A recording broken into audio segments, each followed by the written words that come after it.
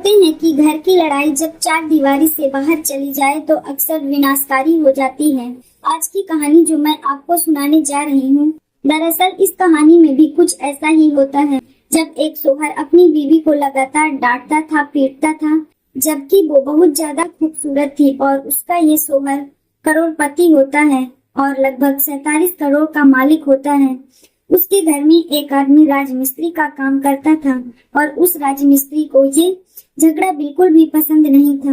वो बार बार रोकता टोकता था और ये रोका टोकी ही खूबसूरत महिला को बड़ी अच्छी लगती थी। उसे लगता था कि मेरा कोई हमदर्द है। वो अपने पति यानी कि शौहर को तो भूल जाती है और उस राजमिस्त्री से प्यार कर बैठती है। ऐसा प्यार कि उन दोनों की नजदीकियां बहुत ज्यादा आगे बढ़ जाती हैं, जबकि वो खूबसूरत महिला 2 बच्चों की माँ भी होती है। और आगे चलकर जब इस प्यार और मोहब्बत के बारे में पता चलता है, खुलासा होता है, तो यहीं से एक कत्ल की नींव रखी जाती है, साजिश रची जाती है। कत्ल भी ऐसा परफेक्ट कि सुनने वालों को लग ही नहीं रहा था कि ये कत्ल हुआ है।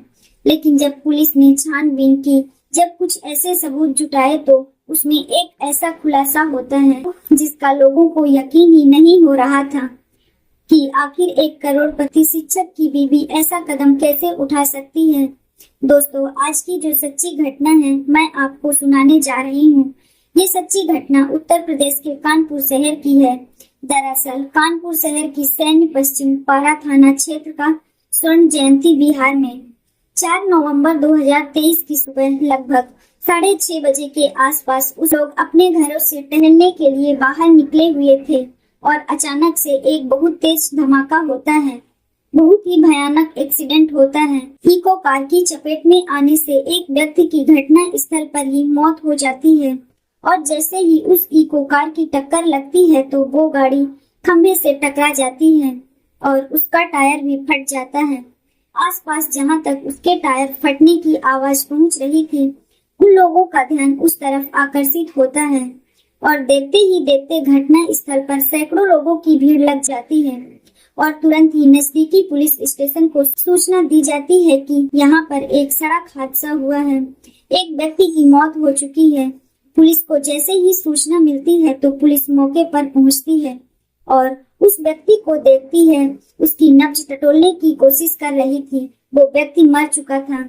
अब मरने वाले की पहचान करने की कोशिश की जा रही थी तो पता चलता है कि उसका नाम राजेश कुमार गौतम है, जो कि सरसौल विकास क्षेत्र जूनियर हाई स्कूल का सहायक अध्यापक था और जो कि नजदीकी चकेरी थाना क्षेत्र के दिल्ली सुजालपुर का निवासी था।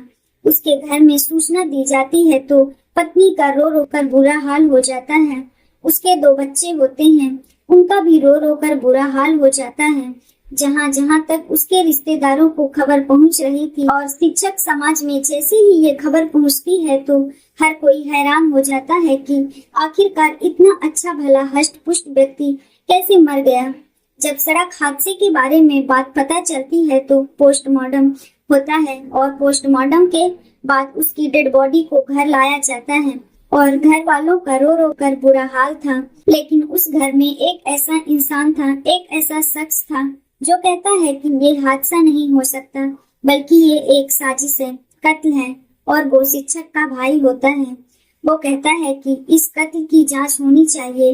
जैसे ही पुलिस के पास वो शिकायत लेकर पहुंचता है तो पुलिस इस मामले को गंभीरता से नहीं लेती है और कहती है कि ये एक सड़क हादसा है, सबको दिखाई दे रहा है और जो गाड़ी थी वो गाड़ी पकड़ी जा चुकी है, साथ ही वो ड्राइवर भी पकड़ा जा चुका है, जिसकी वजह से ये हादसा हुआ है। अब इस मामले की कोई जांच नहीं, कोई पड़ताल नहीं की जाती है।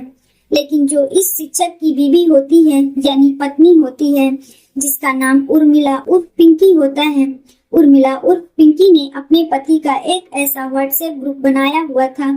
इस व्हाट्सएप ग्रुप के अंदर नवोदय विद्यालय में पढ़ने वाले ज्यादातर ऐसे लोगों के ऐसे नंबर थे जिनसे कि वो आपस में अपने मन की, अपने सुख दुख की तमाम बातें किया करते थे। इस ग्रुप में उसने रोते हुए अपना दुख, अपनी परेशानी बयान की। उसने कहा कि मेरे पति की मौत नहीं बल्कि कत्ल हुआ है, मर्डर हुआ है। क्या आप इस मामले की जांच नहीं करवा सकते? दरअसल उस नवोदय विद्यालय के पढ़े हुए लड़कों को जो ये ग्रुप था, उसके अंदर IAS भी थे, IPS भी थे, साथ ही कई बड़े पदों पर बैठे हुए ऑफिसर थे। अब उन्हें जब इस मामले की सूचना मिलती है तो उन्हें बड़ा दुख होता है कि हमारे क्लासमेट के साथ ऐसा कुछ हुआ है। तो उन्होंने नजदीकी पुलिस स्टेशन के बड़े उच्च अधिकारियों को फोन किया और फोन करने के बाद कहा कि इस मामले की जांच कराई जाए। कहीं ऐसा ना हो कि जो उनकी बीवी यानी कि पिंकी उर्फ उर्मिला कह रही है, हो सकता है कुछ न कुछ इस मामले में झोल रहा हो। अब पुलिस इस मामले को गंभीरता से जरूर लेती है, क्योंकि IPS और IAS जैसे ऑफिसरों के फोन पहुंच रहे थे। पुलिस ने इस मामले की जांच पड़ताल करनी शुरू की, यानी कि सेन पश्चिम पारा थाना क्षेत्र की पुलिस इस मामले की पड़ताल में जुट जाती है। और पड़ताल में जुटने के बाद जैसे ही पुलिस ने गौर करने की कोशिश की, पुलिस ने जब सबूत जुटाने की कोशिश की तो वाकई सोचते हुए भी अपने आप में हैरानी होती है। दरअसल इको कार से जो सुबह 6:30 बजे के आसपास होता है, 4 नवंबर 2023 की ये घटना होती है। जिस वक्त वो शिक्षक आता है तभी वो इको कार चलती है और इससे पहले वो कार सड़क में चुपचाप खड़ी हुई थी और जैसे ही टक्कर लगाती है, टक्कर लगने के बाद वो इको कार जाकर एक खंबे से टकराती है। खंबे से टकराते ही उसका टायर फट जाता है और बहुत तेज धमाका होता है। और जैसे ही धमाका होता है तो उस गाड़ी का ड्राइवर, जिसका नाम सुमित कठेरिया होता है, सुमित कठेरिया तुरंत उस गाड़ी से निकलता है और पीछे आने वाली जो एक वैगनार कार होती है, वो वैगनार कार वहां आती है और एकदम से खिड़की खुलती है। तुरंत ही वो उस कार में आकर बैठ जाता है। पुलिस ने उस वैगनार कार के बारे में पता करने की कोशिश की तो इस घटना स्थल पर लगभग 2-3 बार ये कार घूमती है। पुलिस को शक होता है कि ये कार आखिर ऐसे क्यों घूम रही थी। पुलिस ने अब उस वैगनार कार का पता करने की जब कोशिश की तो उस वैगनार कार को विकास सोनकर नाम का एक लड़का चला रहा था। अब पुलिस ने जब उस विकास सोनकर को पकड़ा, उससे बात की तो बात करने के बाद एक और व्यक्ति का नाम सामने आता है, जिस व्यक्ति का नाम होता है शैलेंद्र सोनकर। अब पुलिस ने उस शैलेंद्र सोनकर को पकड़ने के लिए जब उससे बार बार बातचीत करने की कोशिश की गई, हालांकि इन सब कुछ कार्यवाही करने में पुलिस को लगभग 25 दिन का समय लग जाता है और 29 नवंबर 2023 को इस घटनाक्रम का खुलासा होता है। पुलिस जब इस शैलेंद्र सोनकर से पूछताछ कर रही थी तो पता चलता है कि उस वैगनार कार के ड्राइवर से इस शैलेंद्र सोनकर की पहचान थी। उनका आपस में कनेक्शन था, उनकी आपस में बातचीत हो रही थी और साथ ही शैलेंद्र सोनकर की बातचीत मरने वाले शिक्षक की जो वाइफ पिंकी है उससे भी बातचीत चल रही थी।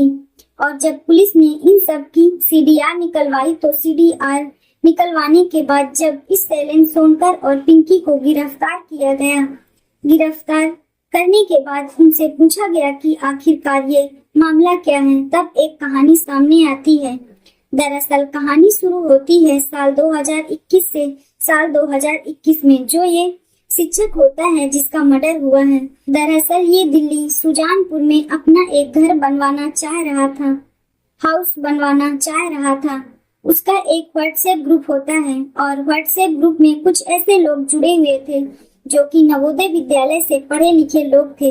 ये उस ग्रुप में डालता है कि मैं अपना एक घर बना रहा हूँ तो मुझे एक आर्टिस्ट की जरूरत है, कोई इंजीनियर हो या कोई ऐसा ठेकेदार जो मेरा घर बना सके।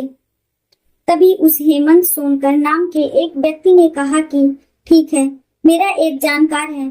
शैलेंद्र सोनकर बोला, तुम चाहो तो उससे संपर्क कर सकते हो, उससे अपना घर बनवा सकते हो।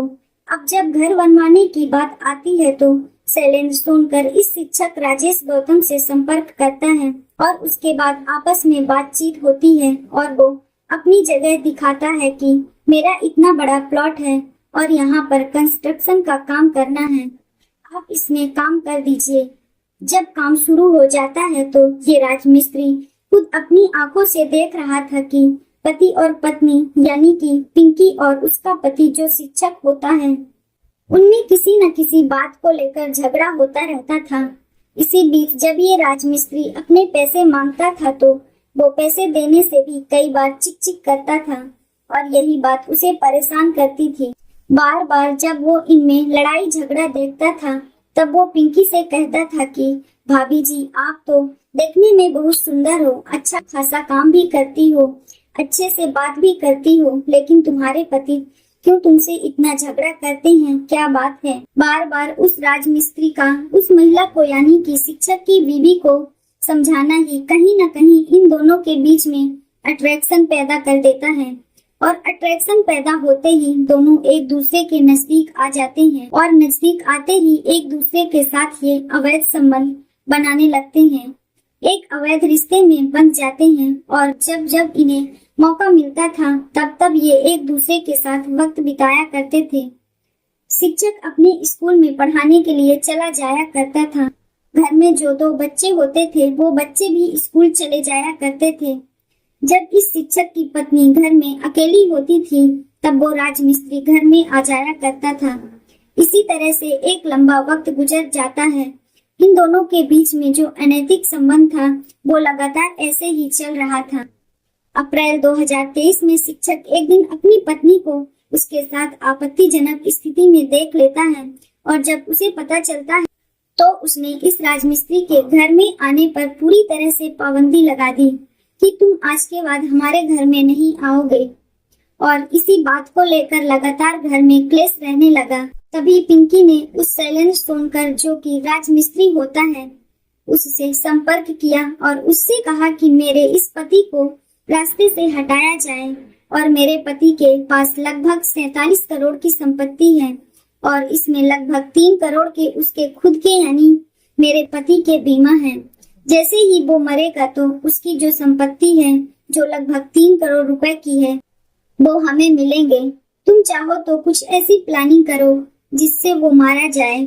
इसके लिए उसने अपने एक चचेरे भाई जिसका नाम विकास सोनकर होता है उससे बातचीत करता है कि हमें एक आदमी को मारना है, एक मर्डर करना है, करें तो कैसे करें। तब उसने कहा कि ठीक है, मेरा एक दोस्त है, मैं उससे बात करता हूँ और वो सुमित कठेरिया नाम के एक ड्राइवर से बात करता है और वो उसे कहता है कि एक आदमी का मर्डर करना है। तो वो कार ड्राइवर कहता है कि ठीक है, 4 लाख रुपए की रकम लगेगी, अगर तुम 4 लाख रुपए दे दोगे तो मैं तुम्हारे इस शिक्षक को मार दूंगा। एडवांस देने के बाद एक तय कार्यक्रम के तहत हर रोज सुबह 6 बजे शिक्षक अपने घर से टहलने के लिए निकला करता था, यानी मॉर्निंग वॉक के लिए निकला करता था। तो उसकी पत्नी पिंकी ने अपने प्रेमी यानी कि राजमिस्त्री को सूचना दी। राजमिस्त्री ने अपने चचेरे भाई विकास से कहा और विकास ने उस कार ड्राइवर को हायर किया और हायर करने के बाद जैसे ही वो शिक्षक गाड़ी के ठीक सामने आता है जिस रास्ते से वो गुजरता था, क्योंकि पहले उसकी रेकी की जाती है और मुखबरी भी बिल्कुल सटीक थी। जैसे ही शिक्षक सामने आता है इको कार से इतनी जोर से टक्कर मारी जाती है जिससे कि वो एक ही बार में खत्म हो जाए, मर जाए। लेकिन टक्कर होते ही कार का संतुलन अनियंत्रित हो जाता है और सामने खड़े हुए खंबे से कार टकरा जाती है। खंबे से टकराते ही तुरंत कार का टायर फट जाता है और टायर फटने के बाद विकास बहुत बुरी तरह से डर जाता है। विकास ने फोन करके शैलेंद्र सोनकर जो कि इस शिक्षक की पत्नी पिंकी का प्रेमी होता है उससे कहा कि यहाँ पर इस तरह से हादसा हो चुका है। तुरंत ही उस राजमिस्त्री ने फोन करके पिंकी को बताया जो कि उस शिक्षक की पत्नी होती है कि यहाँ पर कुछ इस तरह से हो चुका है। हालांकि कुछ ही सेकंड बातचीत हुई थी लेकिन सीडीआर में ये सब चीज कनेक्ट होती चली जाती है और जब इस घटनाक्रम का खुलासा होता है तो लोगों को यकीन नहीं हो रहा था कि एक बीवी अपने शोहर को अपने पति को मरवाने के लिए इस तरह की अनोखी प्लानिंग कर सकती है और वो भी इतनी सटीक प्लानिंग करेगी। अगर उस शिक्षक के भाई ने अपने भाई की हत्या की बात नहीं कही होती, शक जाहिर नहीं किया होता और साथ ही एक गलती जो पिंकी से होती है जो अपने पति के दोस्तों के व्हाट्सएप ग्रुप में जो ये मदद मांगती है, तब IAS IPS ऑफिसर जिसमें सक्रिय हो जाते हैं और पुलिस से कहते हैं कि इस मामले की पूरी ईमानदारी से जांच करिए, जो भी इसमें दोषी है उसे पकड़ा जाए। और अब पुलिस ने जांच की तो बीवी का राजमिस्त्री से अफेयर निकलता है और 47 करोड़ रुपए की संपत्ति को हथियाने के लिए मिलकर इस तरह से प्लान करते हैं। लेकिन ये सारी प्लानिंग धरी की धरी रह जाती है और शिक्षक की पत्नी, उसका प्रेमी और प्रेमी का जो चचेरा भाई होता है, उन सबको गिरफ्तार कर लिया जाता है। साथ ही जो कार का ड्राइवर है, उसकी भी गिरफ्तारी की कोशिश की जा रही थी। जब विकास सोनकर से पूछा जाता है कि तुमने साथ क्यों दिया, तो उसने कहा कि शैलेंद्र सोनकर ने मुझे कहा था कि हमें बहुत जल्दी पैसे मिलने वाले हैं, हम करोड़पति बनने वाले हैं और हम बिजनेस शुरू करेंगे, हम कंपनी खोलेंगे और जब कंपनी खोलेंगे तो तुम्हें उसमें पार्टनर रखेंगे। ये सब हमने इसलिए किया है। इसने घटनाक्रम का खुलासा तो कर दिया, लेकिन जैसे ही लोगों को पता चलता है कि बीबी ने ये सब काम कराया है, तो लोगों को यकीन नहीं हो रहा था कि एक महिला अपने पति को मरवाने के लिए कुछ इस तरह का षड्यंत्र रचेगी। अब उसकी शायद पूरी जिंदगी सलाखों के पीछे गुजरेगी। प्रेमी की जिंदगी भी सलाखों के पीछे ही गुजरेगी और प्रेमी का जो चचेरा भाई होता है, वो भी सलाखों के पीछे रहेगा। लेकिन जो उस शिक्षक के बच्चे हैं, शायद उनकी परवरिश कैसे होगी, इस पर एक सवाल खड़ा हो जाता है। दोस्तों, इस पूरे घटनाक्रम को सुनाने का उद्देश्य किसी को परेशान करना नहीं है, किसी का दिल दुखाना नहीं है, बल्कि आपको जागरूक करना है, आपको सचेत करना है। दोस्तों, अगर आपको हमारी मेहनत पसंद आई हो तो वीडियो लाइक और चैनल को सब्सक्राइब जरूर करें। धन्यवाद।